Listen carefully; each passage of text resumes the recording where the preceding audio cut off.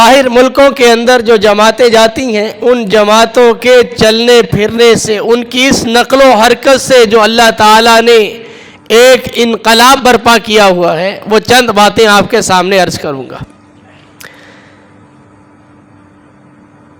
یہاں ہماری مسجد میں آئے تھے ڈاکٹر اشتیاق صاحب کرک کے، وہ اٹلی میں گئے جماعت میں، تو وہ خود کارگزاری سنا رہے تھے کہ ایک نوجوان ہمیں ملا، اس نوجوان نے کارگزاری سنائی کہ میں اپنے فلیٹ میں نماز پڑھتا ہوں، جب نماز کا وقت ہوتا ہے، مسجدیں دور دور ہیں اور تھوڑی ہیں،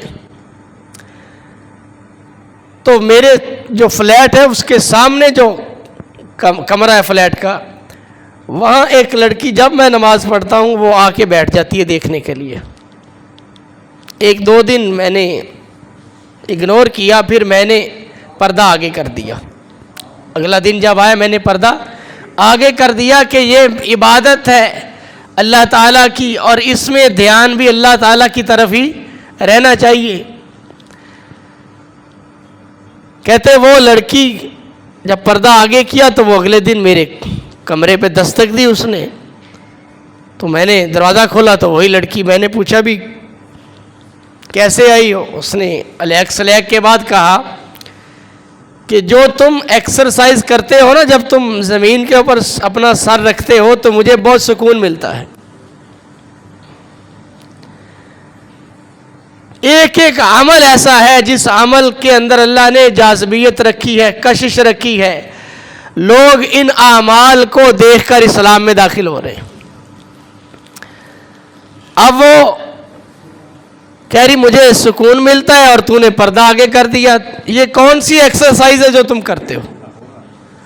تو اس نوجوان نے کہا یہ ایکسرسائز نہیں ہے، یہ اسلام ایک مذہب ہے، اس میں یہ 5 وقت ہم لوگ کرتے ہیں، اور یہ اللہ تعالیٰ کا حکم ہے، اللہ تعالیٰ کی عبادت ہے، اس کو ہم ادا کرنے کے لیے ایسا کرتے ہیں۔ تو اس نے کہا جس عبادت کے دیکھنے پر مجھے اتنا سکون ملتا ہے وہ مذہب کیسا ہوگا؟ تو اس نے کہا اس مذہب میں داخل ہونے کے لیے کیا کرنا پڑتا ہے؟ تو اس نوجوان نے بتلایا بھئی کوئی مشکل کام نہیں ہے، کلمہ پڑھو، اور اس کو کلمہ پڑھا، اسلامک سینٹر لے گئے اور وہ مسلمان ہو گئی، یہ صرف ایک سجدے کو دیکھ کر۔ ابھی تو تھوڑی بہت چلت پھرت ہے۔ ڈاکٹر صاحب فرمانے لگے کہ ایک کینیڈا میں ہمیں آدمی ملا، تو اسکول ٹیچر تھا، اس نے خود بتایا کہ میں اسکول جاتا ہوں تو اسکول پہ جو ٹیچر پہلے آ جائے وہاں داخل ہوتے ہی ایک بورڈ ہے، وہاں پہ وہ کچھ نہ کچھ لکھ دیتا ہے، اچھی بات کوئی نہ کوئی۔ کہتے ایک دن میں نے رسول پاک صلی اللہ علیہ وسلم کا مبارک فرمان ایک حدیث لکھ دی، نیچے لکھ دیا پیس بی اپون ہم محمد صلی اللہ علیہ وسلم۔ کہتے وہ بچے جب اسکول میں داخل ہوئے تو انہوں نے وہ دیکھا تو کاپیاں نکالی اور اس کو نوٹ کر لیا۔ کہتے میں نے دوسرے دن بھی لکھا، تیسرے دن بھی لکھا، پھر میں نے کہا بھی باقیوں کا بھی حق ہے روزانہ میں ہی لکھتا رہوں، تو میں نے لکھنا چھوڑ دیا۔ 2-3 دن بعد جو پرنسپل تھا اس نے مجھے بلایا، میں پرنسپل کے کمرے میں گیا تو آگے بہت سارے بچے بیٹھے ہوئے تھے، تو میں نے کہا پتہ نہیں کیا بات ہے، اللہ خیر کرے۔ تو وہ پرنسپل مجھے کہنے لگے یہ بچے پتہ کیوں بیٹھے ہوئے ہیں؟ تو میں نے کہا جی مجھے تو پتہ نہیں ہے، آپ بتائیں۔ یہ سارے بچے کہہ رہے ہیں کہ جو محمد صلی اللہ علیہ وسلم کی باتیں لکھتا ہے اسے کہو وہی لکھا کرے، وہ باتیں بڑی پیاری ہیں۔ تو میرے آقا علیہ السلام کی باتوں میں اتنی کشش ہے، وہ باتیں بچے لکھ رہے ہیں اور کہتے ہیں وہ باتیں بڑی پیاری ہیں، جو محمد صلی اللہ علیہ وسلم کی باتیں لکھتا ہے اسے کہو وہی لکھا کرے۔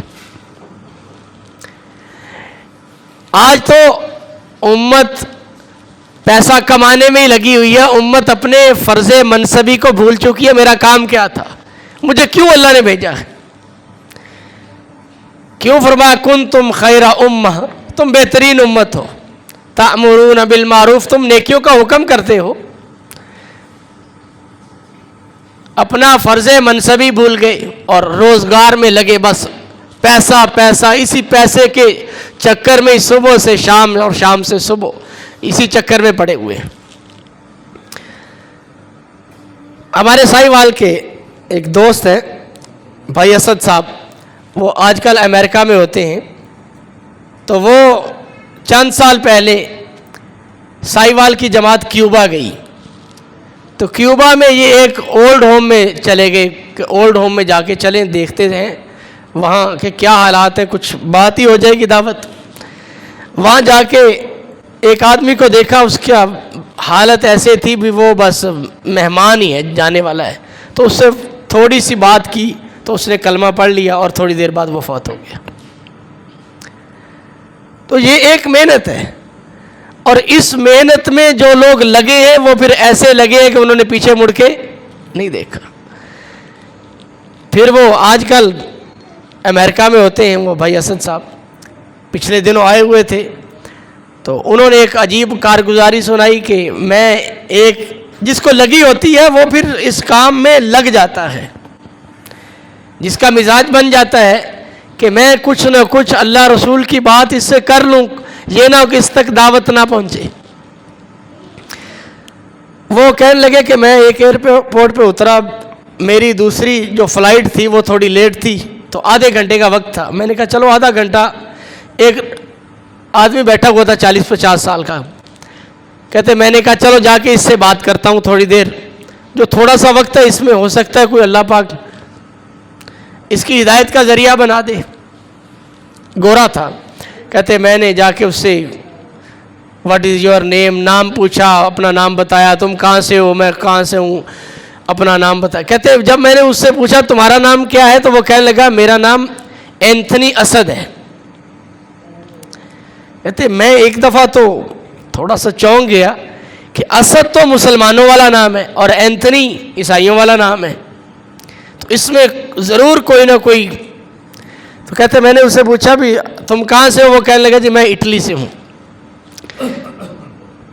تو کہتے میرے دماغ میں وہی بات گھوم رہی کہ اسد نام اس کا کیسے آ گیا.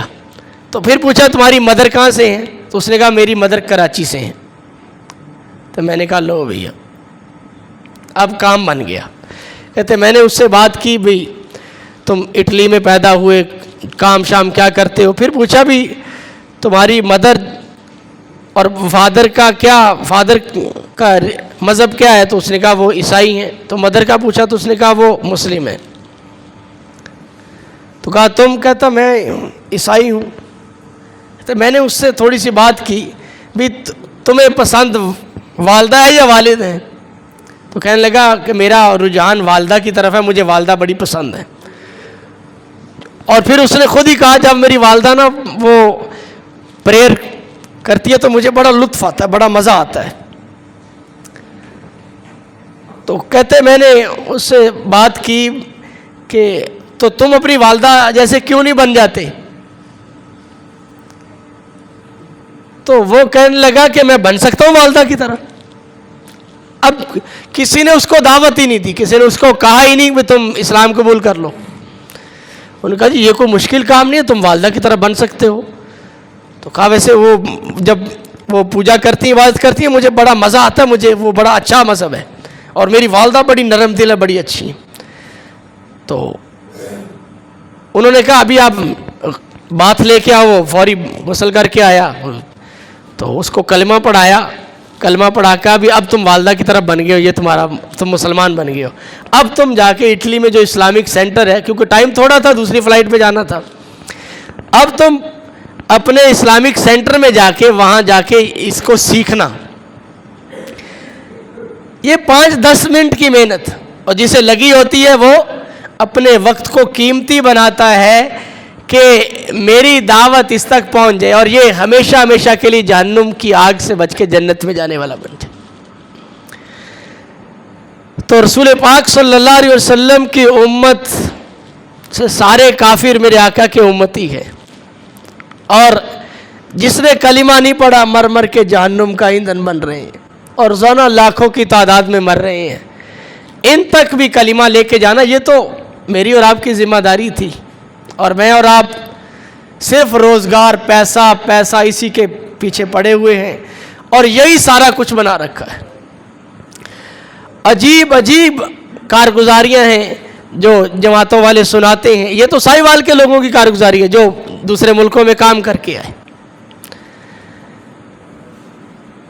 ورنہ جو جماعتیں جاتی ہیں اب تقریباً 1000 کے قریب جماعتیں باہر ملکوں میں چل رہی ہیں، اور باہر ملکوں سے لوگ آ رہے ہیں۔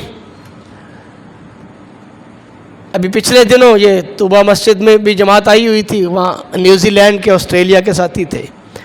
ابھی یہاں کوٹ میں ایک جماعت تھی، کل ایک ساتھی مجھے کہہ رہے تھے وہاں ساؤتھ افریقہ کے لوگ آئے ہوئے ہیں۔ تو پوری دنیا سے لوگ کھنچے چلے آ رہے ہیں، اور یہ ایک کام ہے جسے ہم کام نہیں سمجھ رہے۔ اللہ تعالیٰ نے واضح طور پہ فرمایا کنتم خیر امت، تم بہترین امت ہو، اخرجت للناس، لوگوں کے لیے نکالے گئے ہو۔ اور مفسرین نے لکھا ہے یہ لام انتفاع ہے، لوگوں کے نفع کے لیے نکالے گئے ہو۔ اور اللہ تعالیٰ نے تو مجھے اور آپ کو لوگوں کو نفع پہنچانے کے لیے بھیجا ہو، اور میں گھر میں ہی بیٹھا رہوں۔ آگے فرمایا تأمرون بالمعروف، تم نیکیوں کا حکم کرتے ہو، وتنہون عن المنکر، اور برائیوں سے منع کرتے ہو۔ یہ ایک کام ہے جس کام کے لیے اللہ نے مجھے بھیجا ہے۔ بدقسمتی سے ہم لوگ اپنے آپ کو بھیجا ہوا نہیں سمجھتے۔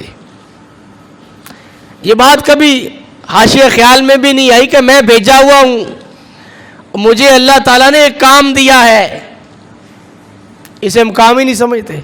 ہم تو دکانداری کو کام سمجھ رہے ہیں، ذمہ داری کو کام سمجھ رہے ہیں، ملازمت کو کام سمجھ رہے ہیں کہ یہ میرا کام ہے۔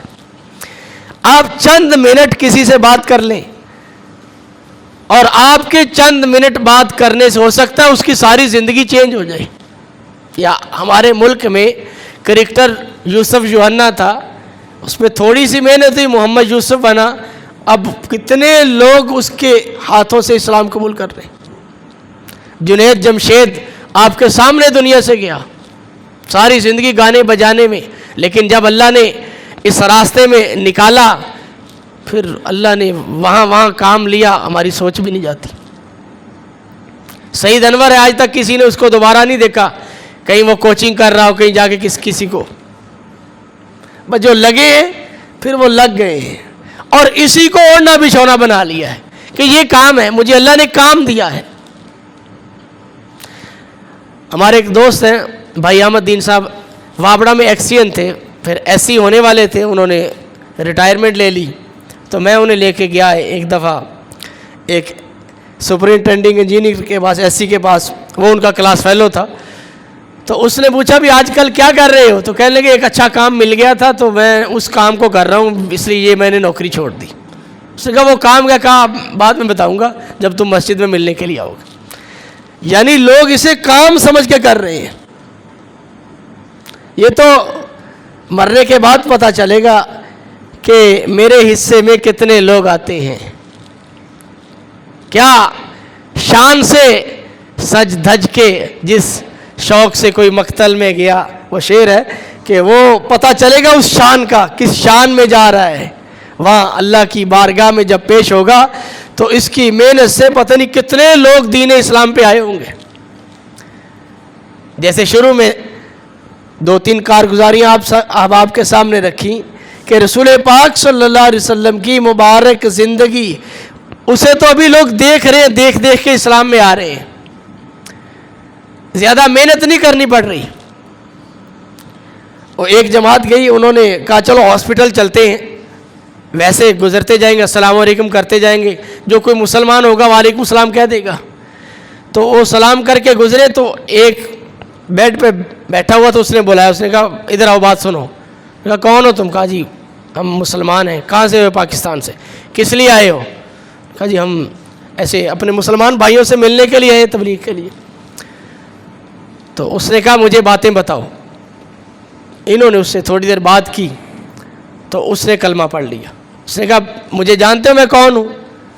کہا میں پوپ ہوں اس سارے علاقے کا، اور میرے انڈر 100 سے زائد چرچ ہیں۔ وہ چند دنوں بعد ٹھیک ہو کے گیا، جماعت والوں کو بلایا اور اس نے کہا میں اب مسلمان ہو چکا ہوں، لہٰذا میں اب تمہارا پوپ نہیں ہوں، ان کی بات سنو۔ دعوت دی، انہوں نے اسلام قبول تو نہیں کیا، لیکن جس نے قبول کیا تھا اس سے ساری مراعات چھین لی گئیں، جو بنگلے تھے، جو سارا کچھ تھا، بڑا پوپ تھا۔ لیکن اس نے کہا میں اسلام کو نہیں چھوڑ سکتا، یہ سچا مذہب ہے۔ تو اسی سلسلے میں رائے ونڈ میں اجتماع ہو رہا ہے، 31 تاریخ سے شروع ہوگا، آئندہ جمعرات سے پوری دنیا سے لوگ آتے ہیں، لیکن پاکستان والوں کو 2 حصوں میں تقسیم کیا ہے۔ آدھے پاکستان والے 2 دفعہ ایک سال آتے ہیں، دوسرے آدھے پاکستان والے 2 حصوں میں دوسرے سال آتے ہیں، یعنی 4 حصوں میں اجتماع ہوتا ہے۔ پھر بھی مجمع اتنا ہوتا ہے کہ وہ شمار نہیں ہوتا، اور بزرگوں کی طرف سے یہ ہدایت ہے کہ جن کا اجتماع ہے وہی آئیں، دوسرے اس میں شرکت نہ کریں۔ ہمارا سائی والوں کا اس دفعہ اجتماع ہے 31 تاریخ سے، اس میں انشاءاللہ جائیں گے۔ اور بزرگ فرماتے ہیں یہاں صرف اجتماع کے لیے نہ ہو، وقت لگانے کے لیے آؤ، اور پوری دنیا سے لوگ آ رہے ہیں، وہ سیکھنے کے لیے آ رہے کام کیسے کرنا ہے، انہیں سکھانا ہے، اور وہ جا کے اپنے اپنے ملکوں میں کام کریں گے، اللہ تعالیٰ پوری دنیا میں کام کو پھیلا دے گا۔ تو اس لیے اس میں اول تو ہم اس میں خود شرکت کریں۔ ایک اللہ نے ہدایت کی محنت کو پاکستان میں چالو کر رکھا ہے، اور ہمارے تو ویسے قریب ہے، جو کراچی سے اور دور دور سے آتے ہیں تو ان کا کرایہ بھی بہت لگتا ہے، اور ان کا خرچہ بھی بہت ہوتا ہے، اور ان کا وقت بھی زیادہ لگتا ہے، ان کے 2 دن زیادہ لگ جاتے ہیں، اور ہمارے قریب ہے، اس لیے ہم لوگ اس میں کوشش کریں۔ جو جا نہیں سکتے کسی وجہ سے، وہ دعا فرما دیں، اے اللہ اسے تو پوری انسانیت کی ہدایت کا ذریعہ بنا دیں، اے اللہ اسے شریروں کے شر سے، فتنوں کے فتنے سے محفوظ فرما۔ اللہ تعالیٰ ہم سب کو اس پہ عمل کی توفیق نصیب۔ وآخر دعوانا